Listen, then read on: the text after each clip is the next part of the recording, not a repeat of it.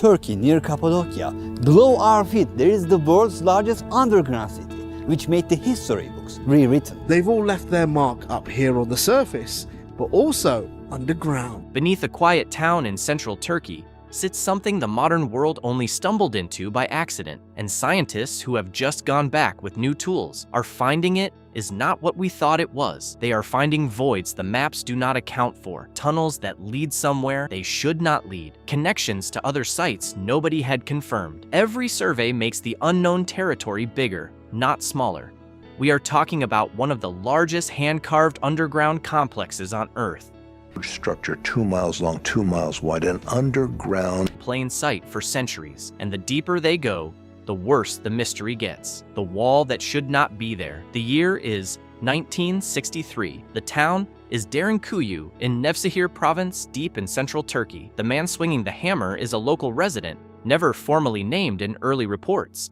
Just a homeowner doing a renovation he has done 100 times before. He breaks through the wall, expecting old brick, expecting dirt. He gets a passage instead, a passage that opens into a room that opens into another passage. He keeps going. What he is breaking into is not a forgotten cellar. It is the upper edge of a hand-carved underground complex dropping deeper into the rock than anyone in his town realizes. By the time experts reach the site and start clearing the tunnels, what they are looking at is so large that even in the years that follow, only a portion can safely be opened. The site is officially opened to visitors in 1969, with around half of it accessible. And here is where it gets worse. As excavation work spreads out from that first basement opening, archaeologists keep finding more entrances tied into ordinary homes around the town. Some accounts describe more than 600 separate entrances hidden in private houses, each leading down into the same buried network. 600 doorways in ordinary homes nobody knew about. The town above had been sitting on hundreds of doors into the city beneath it, without realizing what those small walled-off rooms in their basements actually were. The 1963 discovery did not reveal a hidden door. It revealed that the door had been everywhere all along. Locally, the place is named after the town, Derinkuyu, deep well in Turkish. The Cappadocian Greek inhabitants who lived here until 1923 had their own name for it, Malakopia, meaning soft. Both names are clues, and nobody saw it. People had been pulling water from those deep wells for generations. They never realized what they were drawing it through, a scale that does not fit. When archaeologists actually start surveying what is down there, the numbers keep getting worse. Derinkuyu reaches a depth of approximately 85 meters. That is the equivalent of a 25-story building flipped upside down and pushed into the ground. But they were using it for storage because it's quite cold. What they didn't know was that they were all connected. The site contains at least 8 levels accessible today, with researchers believing additional levels may exist below the parts that have been excavated and stabilized. Some sources go further, suggesting up to 18 levels in total, though only the upper portion is currently safe to enter. 85 meters straight down, carved by hand with tools. It is the deepest underground city ever discovered in Cappadocia and the largest excavated underground city in Turkey. But the depth is not the part that stops people in their tracks. The capacity is.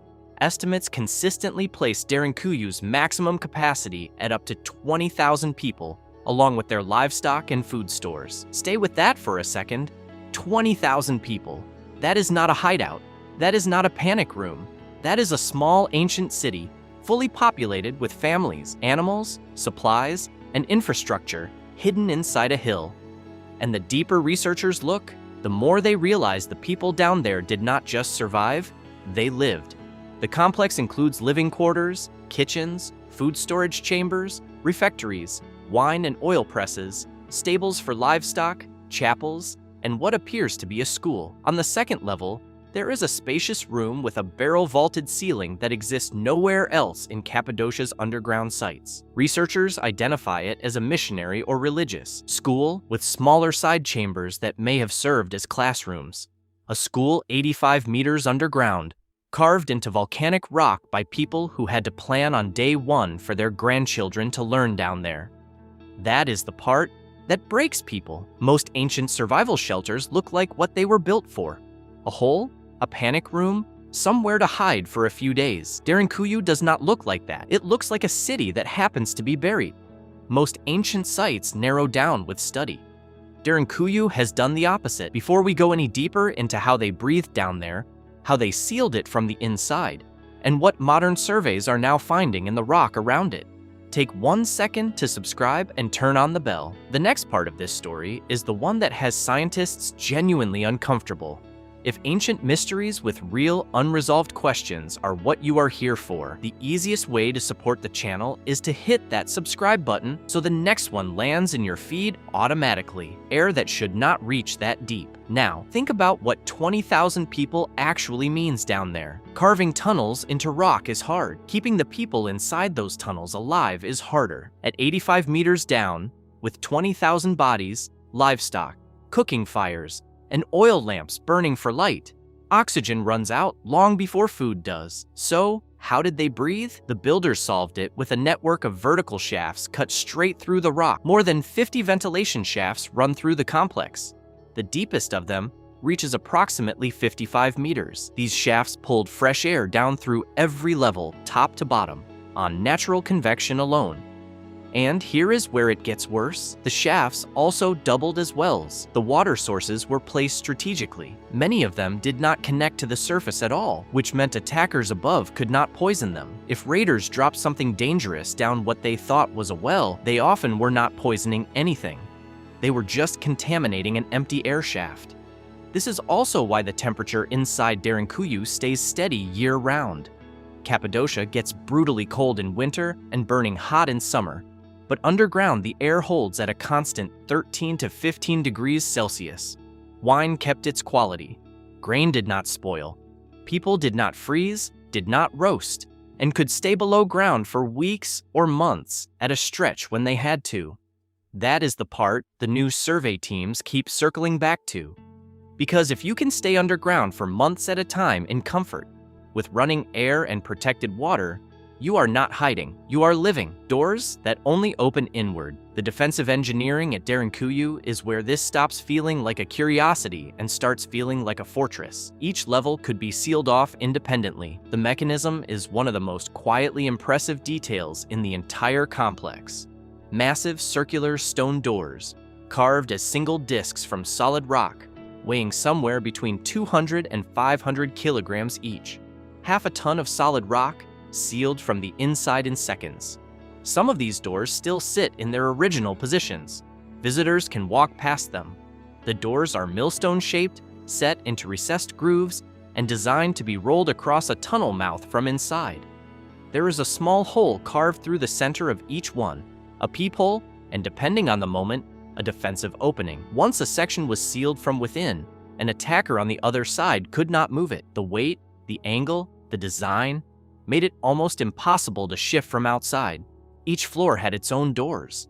The inhabitants did not have to defend the entire city at once. If invaders found a way in through one tunnel, they could be sealed off level by level, room by room, with the population retreating deeper into the rock. Think about what that actually means. The builders were not designing for a single attack.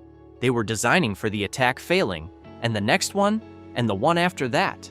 Layer by layer, floor by floor, 85 meters of fallback positions. The corridors are part of the same defensive logic. Many of the connecting passages between rooms and levels are deliberately narrow. In some cases, as little as 70 to 80 centimeters wide. Anyone moving through has to pass single file, often crouched, slowed almost to a stop. For inhabitants who knew the layout, that was nothing. For an attacker pushing into unfamiliar tunnels with a sword and a torch, every choke point was a potential ambush, 70 centimeters wide, with a half-ton stone door waiting in the dark on the other side. That is the part the new survey couldn't explain casually. People do not engineer this much defensive precision into rock for a temporary problem. Why scientists keep coming back? Modern research at Derinkuyu is not asking whether the city is real. That part is settled. The newer questions are the ones the title of this video is built around. How was something this big actually carved? Who started it? And the big one, how much of it is still down there, sealed off, unsurveyed, unmapped? Start with the carving. The rock is a stone called tuff, formed from ancient volcanic ash. It is soft enough to shape with hand tools when freshly exposed, and it hardens on contact with air, which is what gives the finished tunnels their structural stability. That property explains how it was possible. It does not explain how it was organized. Carving a single chamber into tuff is a long, careful job. Carving a multi-level city for 20,000 people with vertical shafts running 55 meters straight down requires planning, coordination, and the ability to remove enormous quantities of debris without anyone above ground noticing. Where did the rock go? Stay with that question for a second. Every chamber, every corridor, every ventilation shaft, every staircase between levels, all of it came out of the ground as physical material, ton after ton of it. Somebody had to move it somewhere. There is no spoil heap on the surface that matches a city of this scale.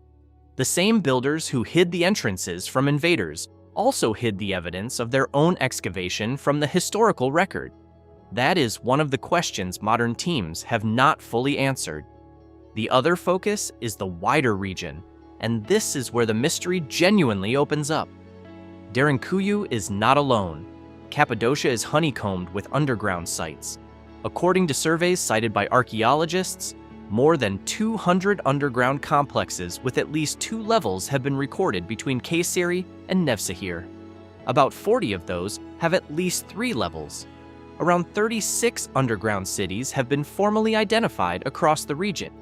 Some are small, some are enormous, and several of them are connected. The most famous link runs between Derinkuyu and Kaymakli, another large underground city about 8 to 9 kilometers away.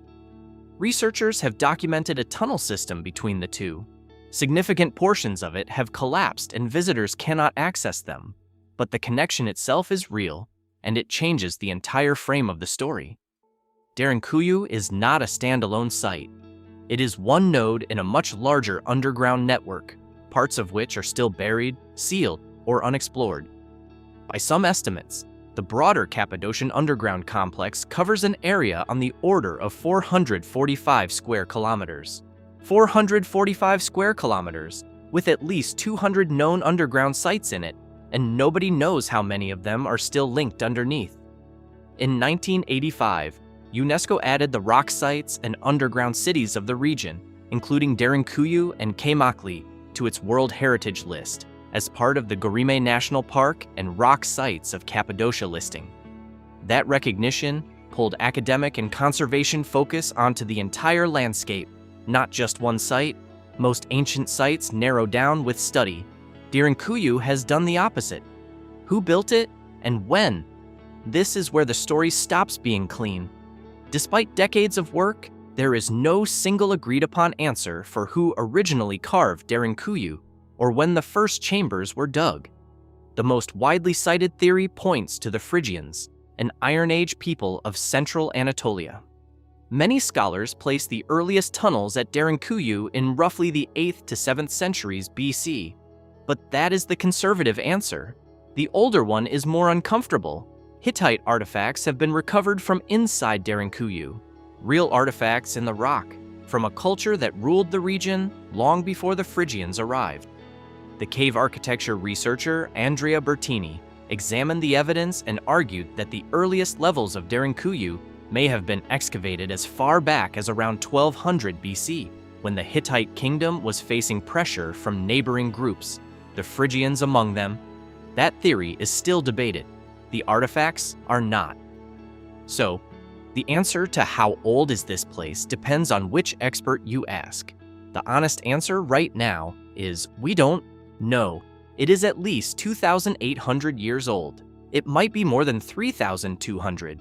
The earliest written hint comes from a Greek soldier.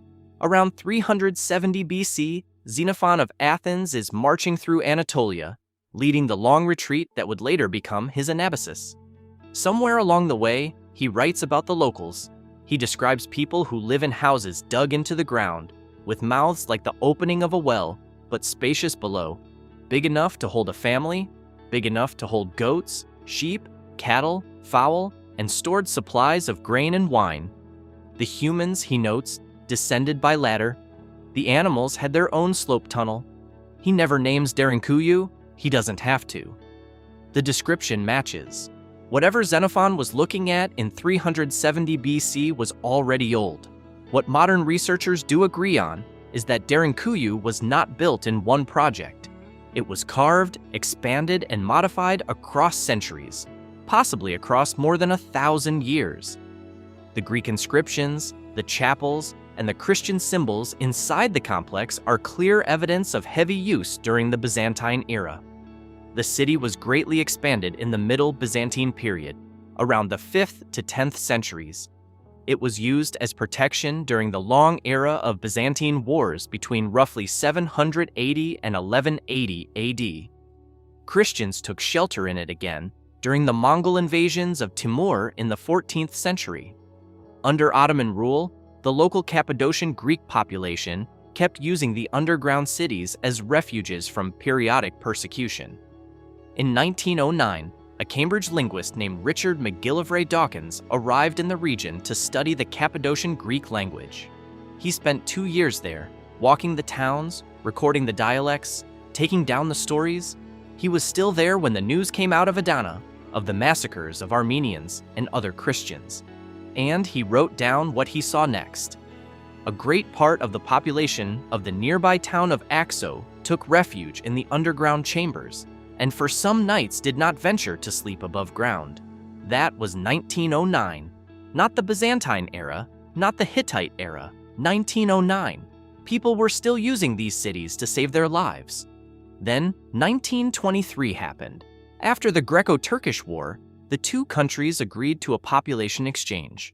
The Christian population of Cappadocia, including the people who had used and maintained Derinkuyu for generations, was forcibly removed and relocated to Greece. They left their houses, they left their fields, and they took with them, in their heads, the only living memory of what was directly underneath the town. 40 years of silence. The town stayed.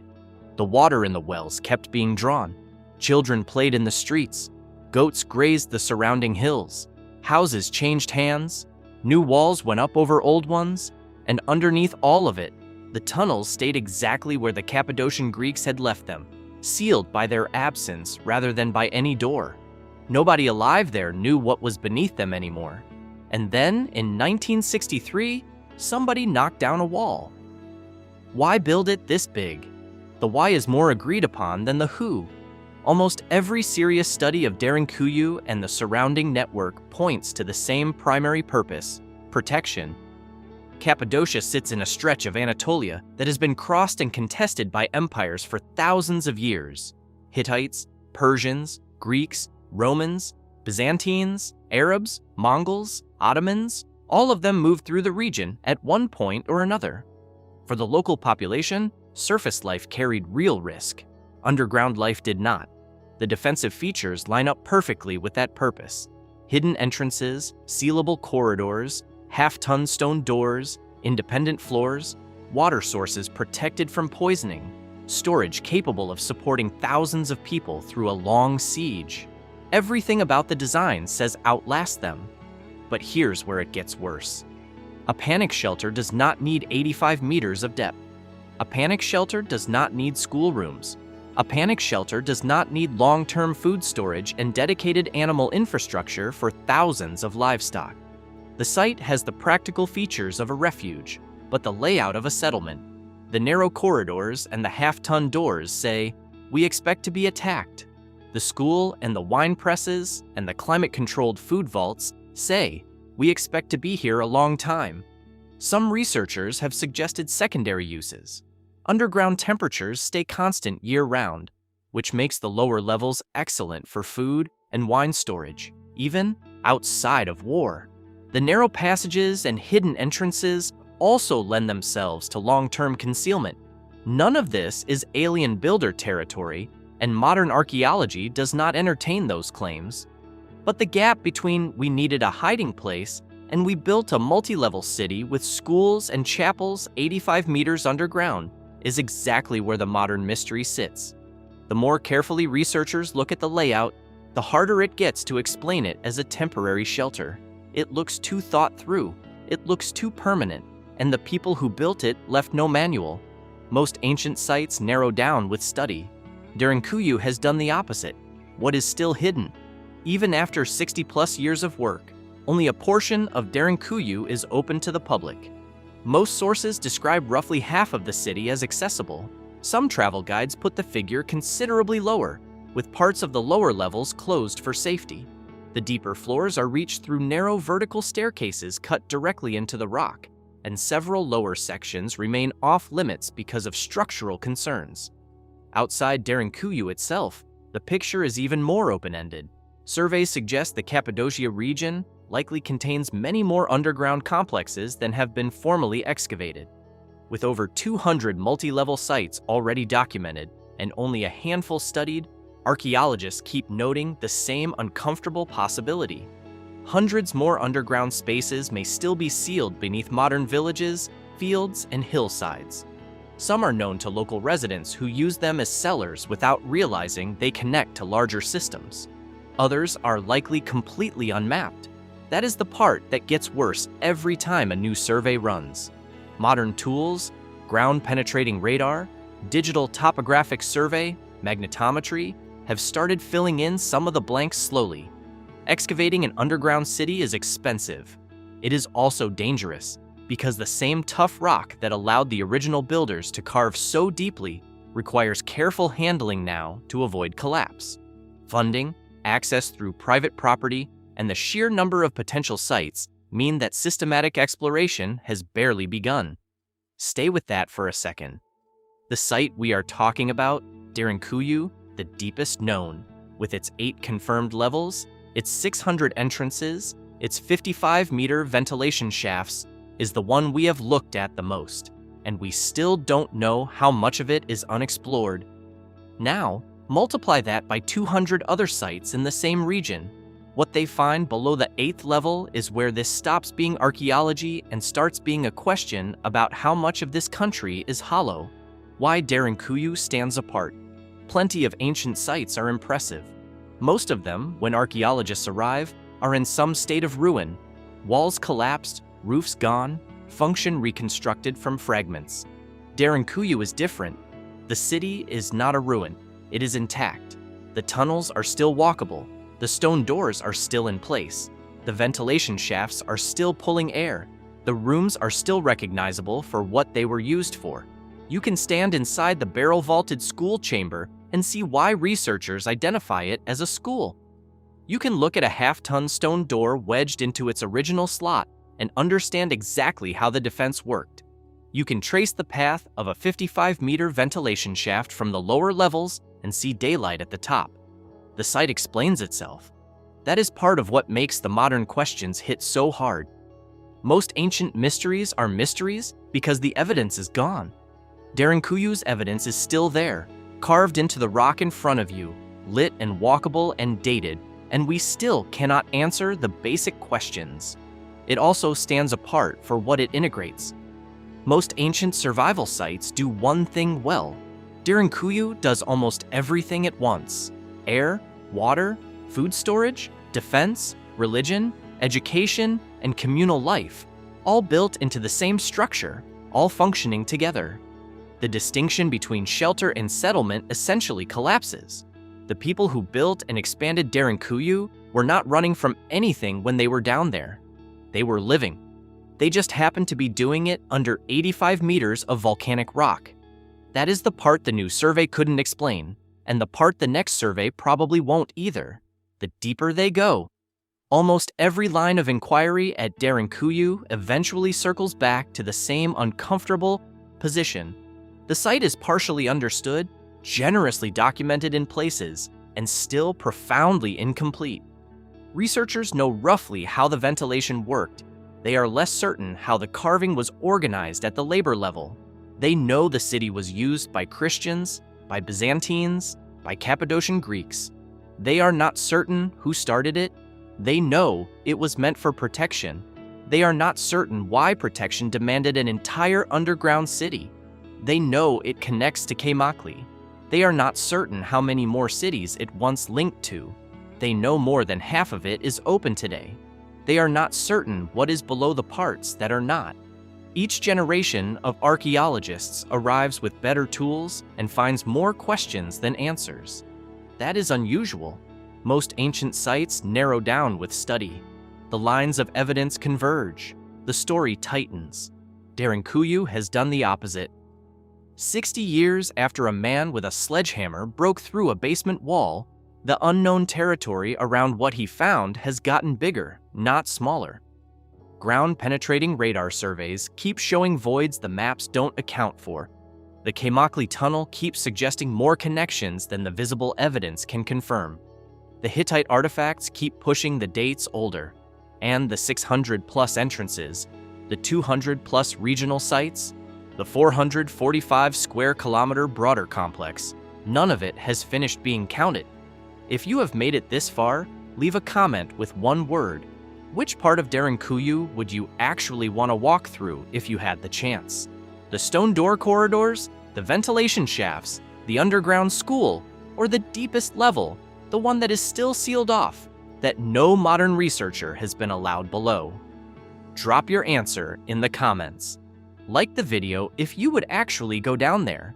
And if you want more stories about ancient sites where the science is real and the questions are still open, hit subscribe so the next one finds you. Derinkuyu is not a hidden city in the romantic sense. It is documented, measured, photographed, partially mapped, sitting beneath an ordinary Turkish town, and that is exactly what makes it strange. It is not lost. It is right there. We have been walking on top of it for centuries. We are still finding new questions about it. Entire worlds, it turns out, can sit directly beneath our feet, hand-carved and waiting, while life on the surface goes on with no idea they are there.